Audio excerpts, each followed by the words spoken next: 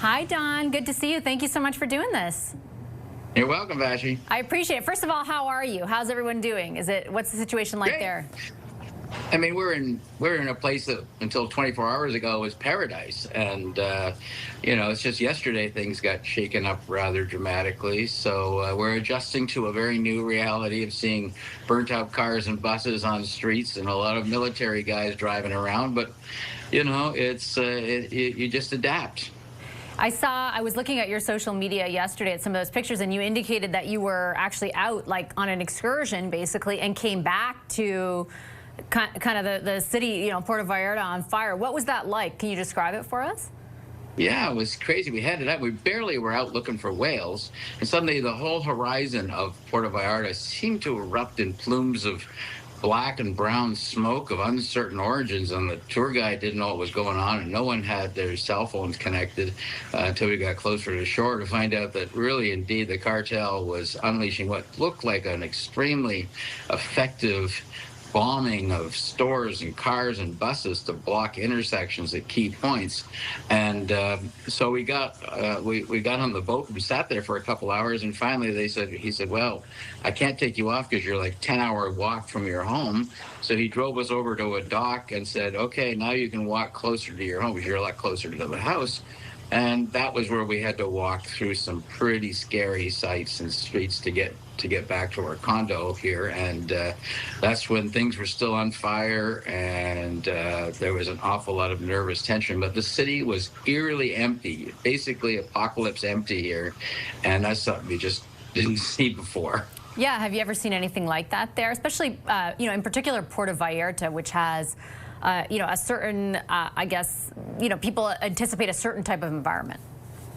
Yeah, it's a party town, and lots of Canadians particularly walking around, and suddenly to see it empty like that, it looked like it'd been hit by a massive pandemic overnight or something, because no one was moving, not a car, not a bus, not an Uber, not a taxi, and doors were shuttered, and today is quite a bit of a nice contrast, because I know you're supposed to stay at home, but a lot of people are walking around, so we went out and walked around, and there's signs of normalcy returning.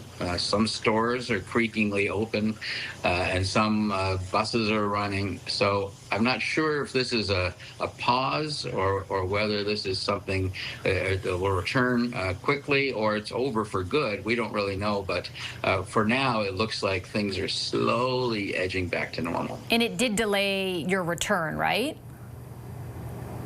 Yeah, we were supposed to fly out yesterday afternoon, and that obviously didn't happen because the airport was under some sort of siege. So the airlines are trying, they're scrambling, they're all full. You can try and get out through Mexico City or whatever, but realistically, no one's getting out much before Thursday, Friday, Saturday, and we're lucky to get out Saturday. So that's our plan. Subject to change without notice. There's an awful lot of that going around here. And what's the atmosphere like? You mentioned it's a bit more normalcy today, but are people around you kind of nervous? Like, this is a pretty, specific scene of violence that's quite pervasive throughout Puerto Vallarta. Like, it's a cartel, dangerous people we're talking about.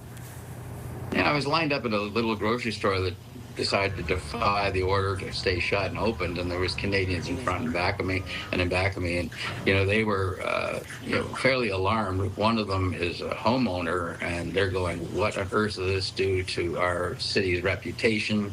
Is Puerto Vallarta now paradise lost, and will it come back?" And so there's a lot of apprehension as to what this means in the medium term anyway. But these are resilient people. They seem to be back walking up and down the streets looking pretty celebratory, and why not? It's 30 degrees and sunny here.